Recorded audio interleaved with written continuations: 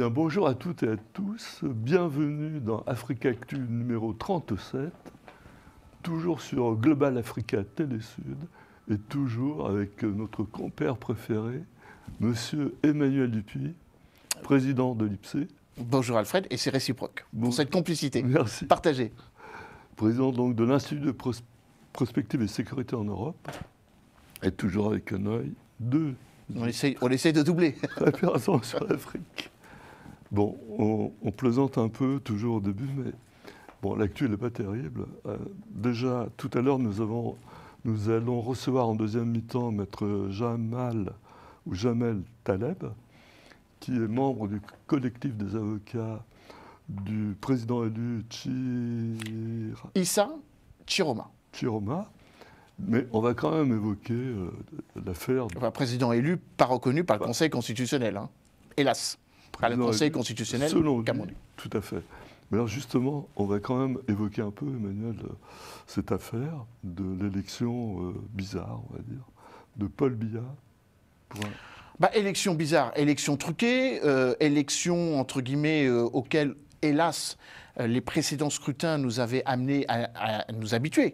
Je rappelle quand même que le président Biya a 92 ans, qu'il entame son 7e ou 8e mandat. 8e mandat, évidemment, vous voyez, on a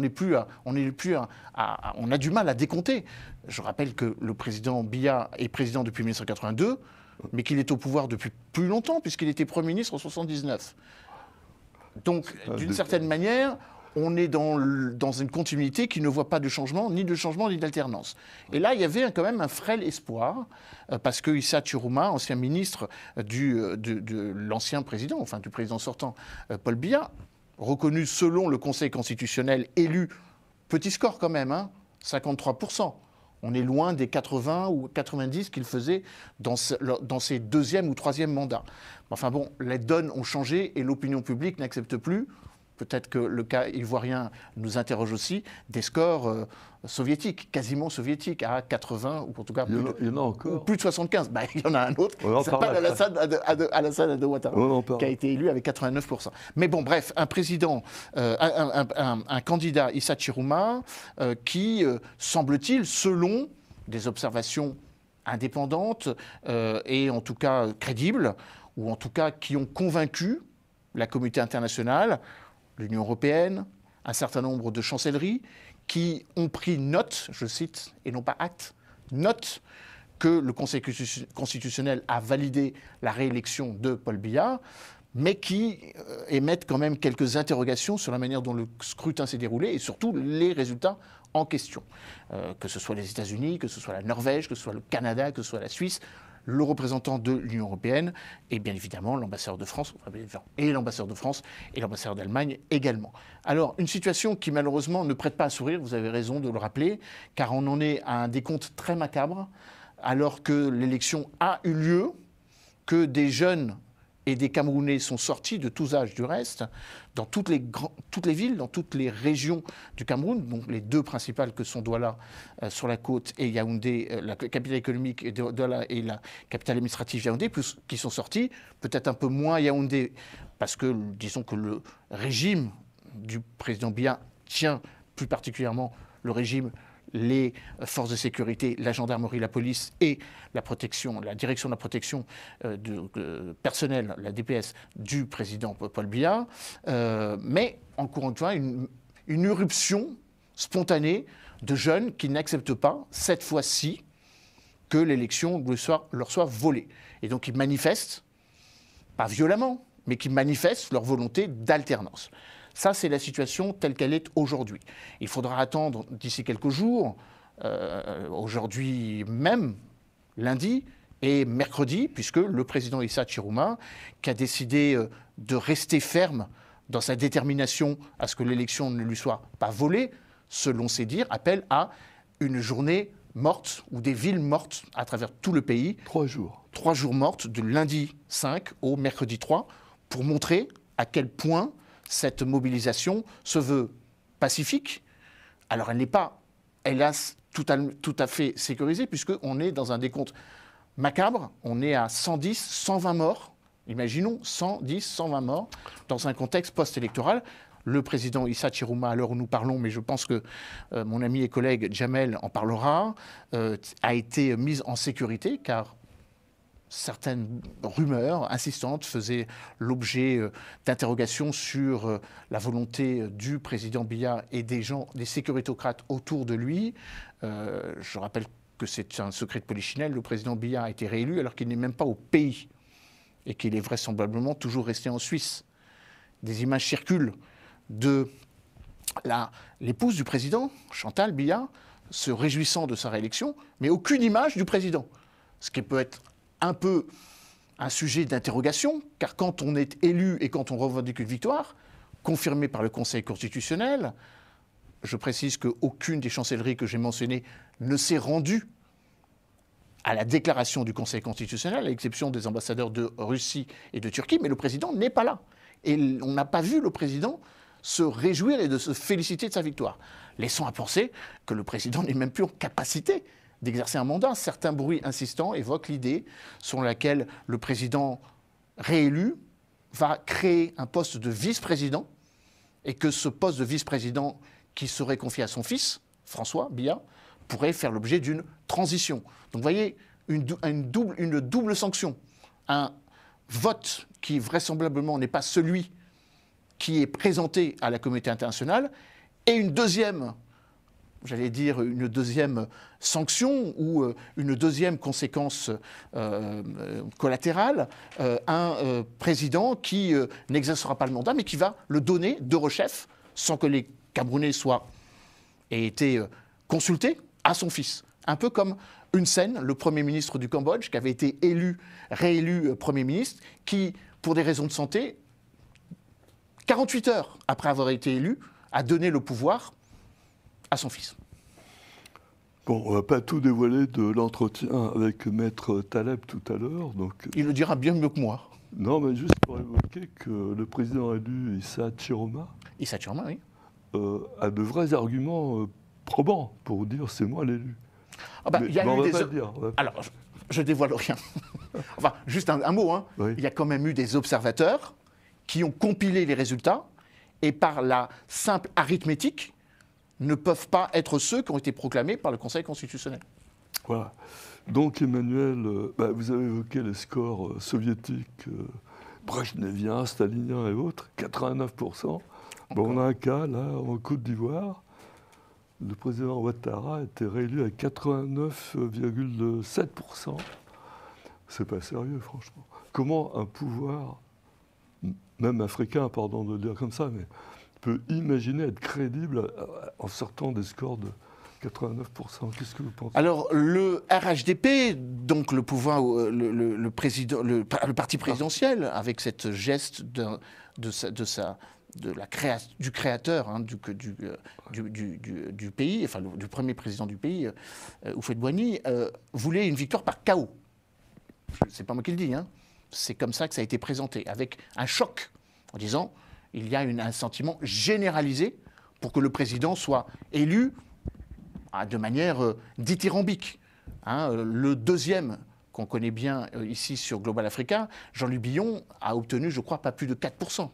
Et que les autres, Simone Gbagbo doit être à 2%, que Don Melo, qui était un des 5 candidats, doit être à peut-être 1 ou 2%, et que, in fine, on a un score massif qui peut interroger. Je vais être très prudent, je ne suis pas ivoirien, ce n'est pas à moi de dire si je reconnais ou si on doit reconnaître ou pas. Mais vous avez raison d'en faire référence au passé. Comparaison n'est pas raison, a-t-on coutume de dire. C'est vrai que ces scores de 90% nous ramènent à une réalité qui fait que le président Ouattara est certes très bien réélu, mais dans un mandat qui de toute façon est illégitime, car il entame son 4e mandat, alors que théoriquement il ne devait pas en faire plus de 2, pardon. Donc vous voyez qu'en disant ça, on a quand même le sentiment que la situation en Côte d'Ivoire, qui n'a pas été aussi, et il faut s'en réjouir, violente qu'on aurait pu le craindre, on n'est pas dans des logiques de la violence des années 2008-2009, au moment où il y avait eu des manifestations particulièrement violentes à Abidjan et dans l'ensemble du pays, mais on est quand même dans une situation qui interroge sur l'alternance ou la capacité de vie démocratique dans ce pays. Je crois qu'il faut quand même avoir l'honnêteté de rappeler que les deux principaux contendeurs, ceux qui auraient pu contester ce score soviétique, brejnevien, poutinien ou stalinien tel que vous l'évoquez, Tidjanthiam et Laurent Gbagbo, n'ont pas eu l'autorisation par le Conseil constitutionnel de se présenter à l'élection. Donc on a le sentiment que le président Ouattara a choisi des sparring partners en incapacité d'incarner une quelconque concurrence et qu'il a voulu donc avoir une sorte de choc démocratique, un choc politique en disant « je suis le plus légitime ». Tout le reste est balayé, il n'existe pas. Et c'est la raison pour laquelle je pense très sincèrement que le président Ouattara a sans doute commis une erreur politique. Je suis, en tant qu'analyste politique, je peux le dire ainsi, en n'autorisant pas ses opposants à lui contester sur le fond, et non pas la forme, sur le fond, l'orientation que la Côte d'Ivoire veut incarner. D'autant plus que cela arrive dans un contexte qui est quand même assez chrysogène. Le pouvoir est en train de vaciller au Mali. Le Burkina Faso n'est pas loin d'être au bord du chaos également, ce qui va obérer sur la sécurité tout court de la frontière entre le Mali, le Burkina Faso et la Côte d'Ivoire. Donc il y a quand même un sentiment d'urgence qui, je crois, aurait mérité qu'on n'ajoute pas une crise politique. On en parlera la prochaine fois de l'insécurité au Mali, notamment. Oui, parce que je crains que malheureusement, la prochaine fois où nous voyons, la ville de Bamako sera, j'espère, pas tombée entre les mains des djihadistes, mais quand même, le scénario de la chute de Kaboul, qui a chuté en 8 semaines le 15 août 2021, pourrait donner l'impression que Bamako rentre dans ce scénario. Alors, la dernière fois, dans notre précédente édition, nous avons beaucoup parlé de Madagascar et pour cause.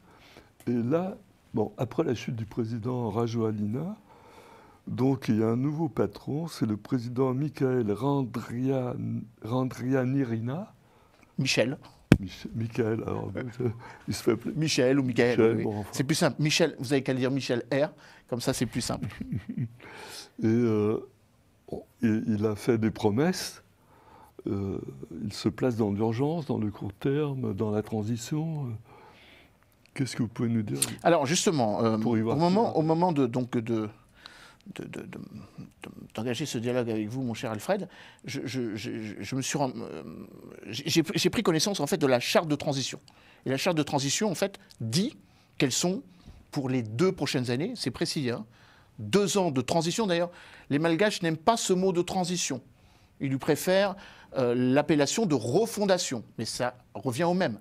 Le colonel président, désormais investi comme président, a dit on laisse 2 ans pour ensuite transitionner vers un pouvoir politique. Alors la charte de la transition, puisque désormais il y a une charte de la transition, ou la charte de la refondation, que j'ai ici sous les yeux, est très précise.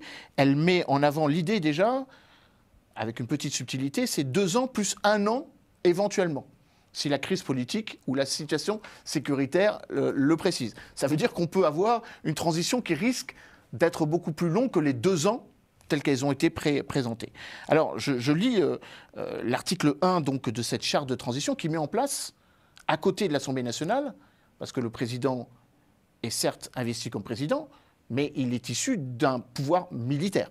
Et donc institue donc un Conseil de la défense nationale de transition, qui est l'organe suprême, celui qui est en fait au-dessus du poste de Premier ministre, car le président a nommé un Premier ministre et a nommé un gouvernement qui est composé de 28 ministres qui sont à la fois représentatifs de toutes les régions malgaches, de toutes les sensibilités politiques, en tout cas celles qui ont soutenu la transition, et puis surtout composé de militaires. Il faut quand même le rappeler, c'est un pouvoir militarisé qui a pris le pouvoir à Tana. Donc 3 militaires qui ont les ministères régaliens, le ministère de la Défense, bien sûr, le ministère de la Défense et des Forces armées, le ministère de la Police et de la Gendarmerie, puis un autre ministère qui est au cœur un peu de la jointure ou la jonction avec l'aspiration des jeunes, le ministère des Travaux publics et donc de l'équipement et des travaux publics. Souvenons-nous-en quand même, la chute du président Andry Rajoelina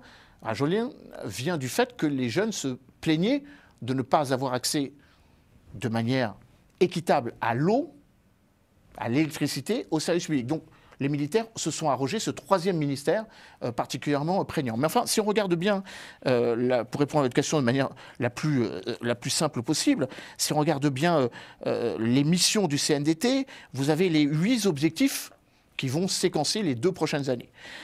Assurer la défense, la sécurité et la stabilité nationale, préserver l'intégrité du territoire et du peuple. Je rappelle que ce sont des militaires, donc ce sont les éléments les plus importants mis en avant. Restaurer la souveraineté et la crédibilité et la dignité de l'État.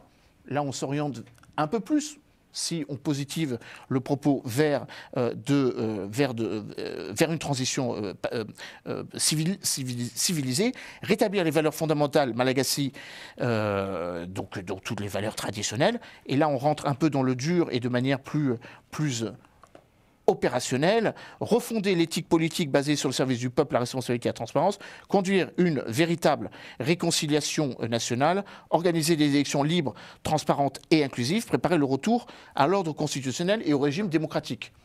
Ça paraît assez rassurant, en se disant que les militaires ne vont pas s'accaparer le pouvoir et que, in fine, la vie politique va retrouver le lit de la rivière et qu'on va aller vers une normalité.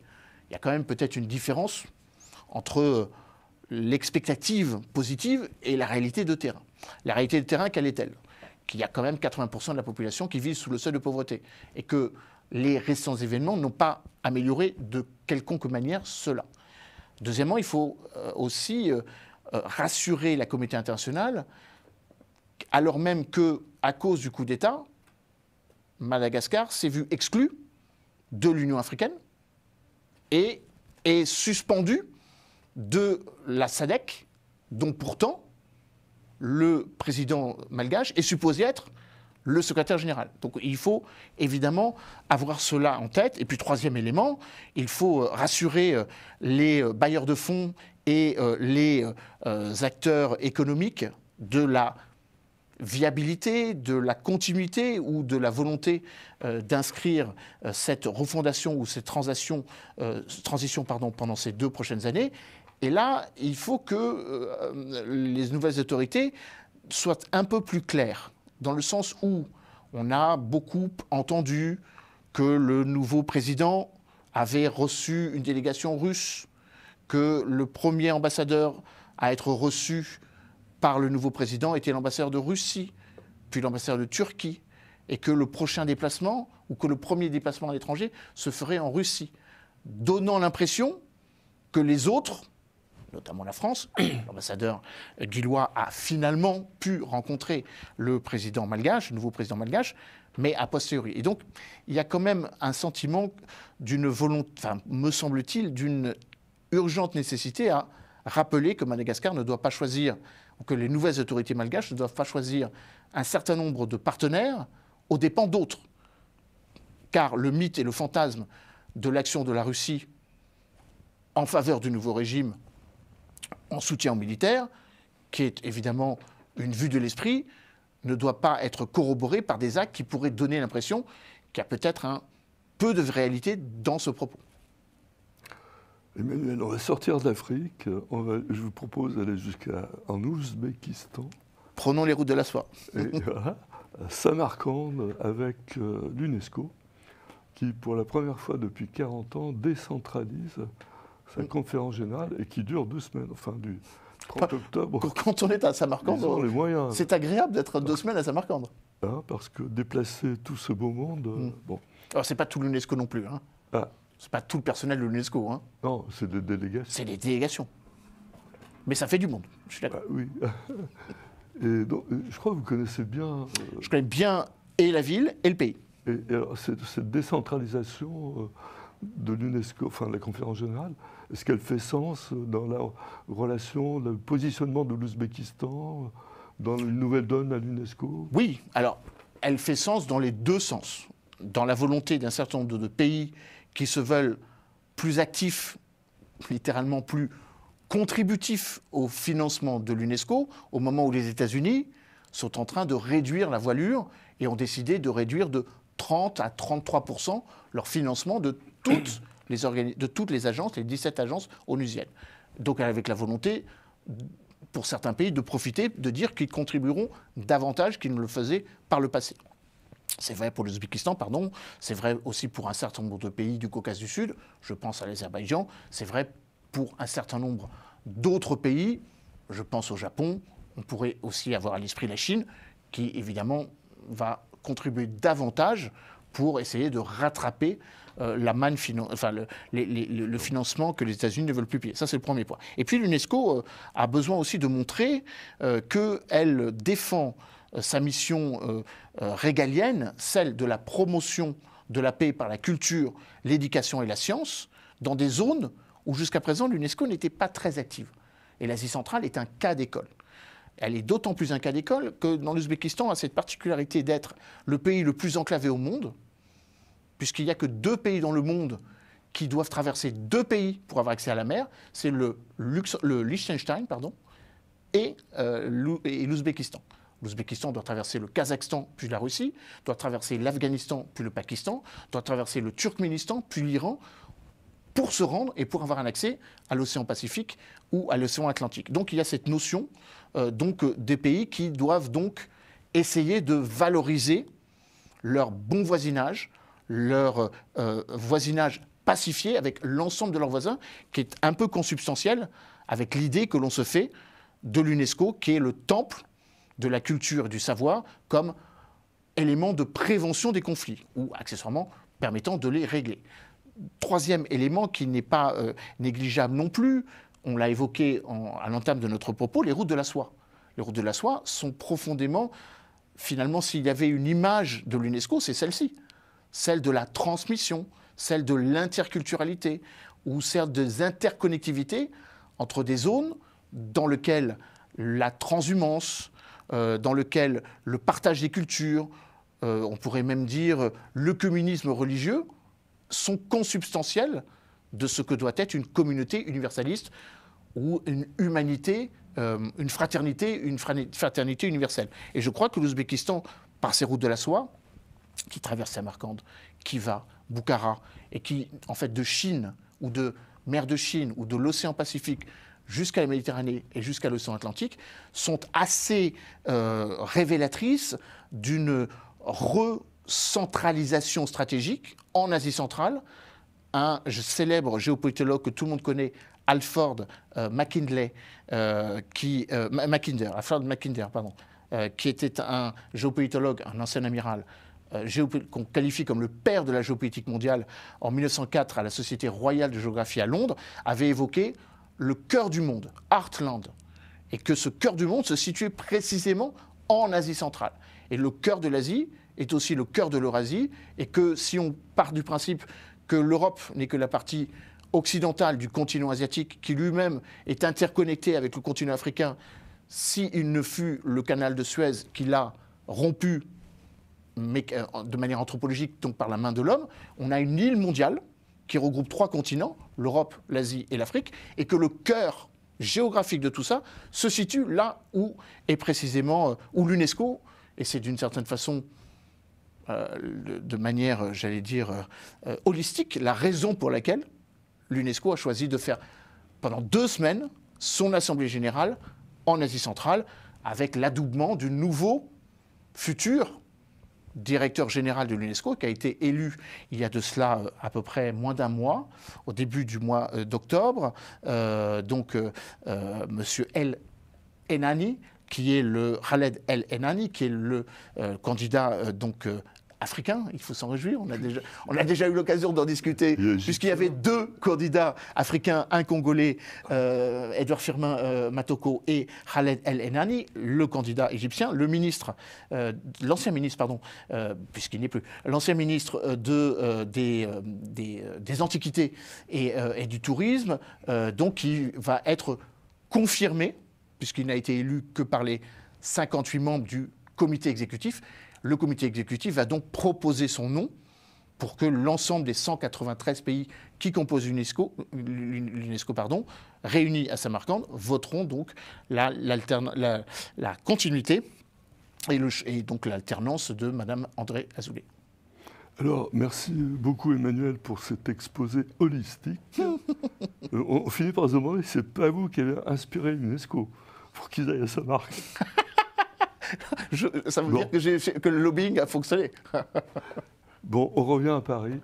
Vous et moi sommes invités le jeudi 6 novembre au Sénat français, donc au Palais du Luxembourg, siège du Sénat. Vous comme modérateur, animateur, moi comme simple journaliste.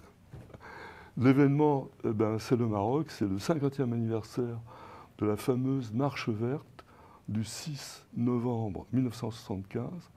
À cette occasion sera projeté un film documentaire qui sera repris le lendemain, ici même, sur Global Africa Télé-Sud, que d'ailleurs je propose d'appeler TAG. Global Africa Télé-Sud. Ah oui, c'est pas mal.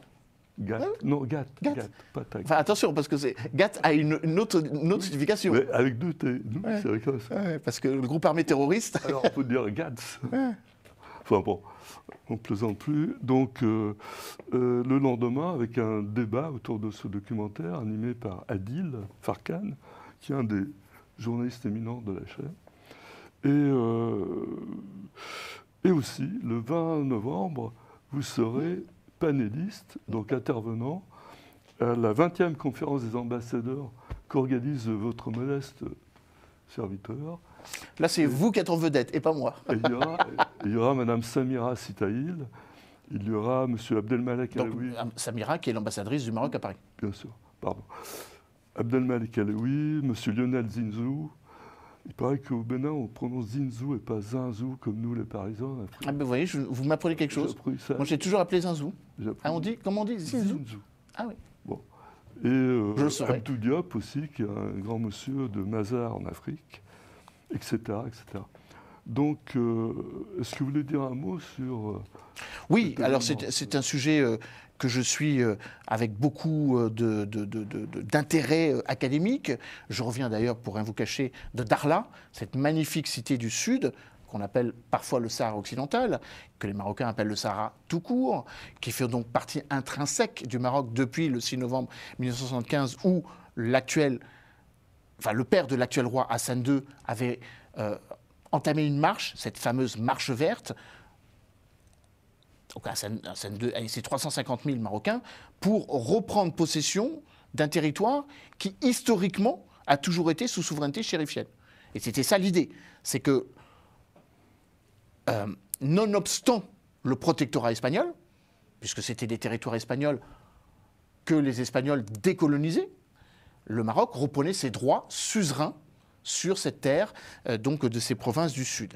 Et donc, cette marche verte qui va être honorée, célébrée, à l'occasion de cette diffusion, puis de cette table ronde avec un éminent collègue qui s'appelle Hubert Saillant, qui a beaucoup écrit, historien, qui a beaucoup écrit sur cette question, et un autre collègue qui est le directeur des archives du Maroc, pour rappeler l'historicité de ce qui s'est passé en 1975.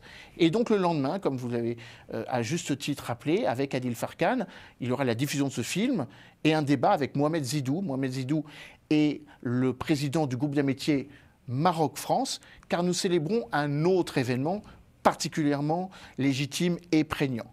Le 70e anniversaire, si je ne m'abuse, ou 60e anniversaire, je calcule, le 70e anniversaire donc de l'accord de la Celle-Saint-Cloud, qui, le 6 novembre 1955, met fin à la colonisation française. Oui, le 70e anniversaire. 6 novembre aussi. 6 novembre aussi. Donc ça veut dire qu'il y a quand même, derrière cette marche verte, toute une symbolique de la manière dont le Maroc s'est positionné comme un pays qui a, accessoirement, entre guillemets, bien englobé ou assimilé le processus de post-colonisation, enfin le processus de décolonisation. Et c'est sans doute là l'élément le plus important par rapport à un film qui ramène un événement qui s'est déroulé finalement il y a 50 ans. Qui d'ailleurs n'a pas beaucoup d'écho ou de réseau dans la communauté française, même si, évidemment, les Franco-Marocains, et ils sont nombreux, y attachent une importance particulièrement viscérale. Mais c'est surtout la manière dont aujourd'hui cela peut résonner. On peut le dire d'une manière peut-être un peu emphatique de ma part, mais je m'y risque. la génération Z, 212, celle qui manifeste, qui est née en 1990, donc qui ne connaît pas cette histoire, ne l'a pas partagée. C'était une réalité de leurs parents, voire de leurs grands-parents. Et la jeune génération de 1975, donc des boomers ou des millennials, appelez comme vous voulez, qui est émue en fait par la même idée. L'idée d'une équité spatiale temporelle, spatiale et territoriale, l'idée de recouvrer la pleine souveraineté du Maroc. Ne jamais oublier que la génération Z ne remettait pas en cause le Maroc en tant que tel. Ils sont profondément patriotes, profondément nationalistes, profondément souverains. Ils ne remettaient pas en cause non plus le roi, ils remettaient en cause les choix politiques.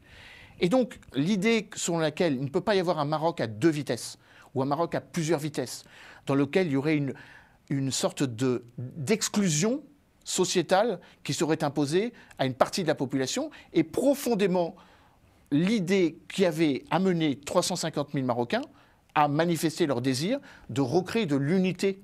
Le discours du roi, Mohamed VI, le 10 octobre le précise, veiller à ce qu'il y ait une justice, une équité entre les aspirations d'aujourd'hui et la réalité historique chérifienne depuis l'installation de la monarchie chérifienne en 788, donc 1300 ans, en gros, 1300 ans, un peu plus de 1300 ans de légitimité, avec cette idée selon laquelle le Maroc doit se penser de manière homogène et non pas hétérogène. Et donc c'est un petit peu ça qui me fait dire que ce débat qui aura lieu au Sénat le 6 et qui sera ensuite prolongé par le débat que Adil Farkan animera avec Mohamed Zidou, est d'une actualité non pas historique, mais d'une actualité très, très prégnante. Merci beaucoup Emmanuel. Nous allons accueillir Maître Jamel Taleb, qui fait partie du collectif des avocats autour du président qui se prétend élu, M. Issa Chiroma, au Cameroun.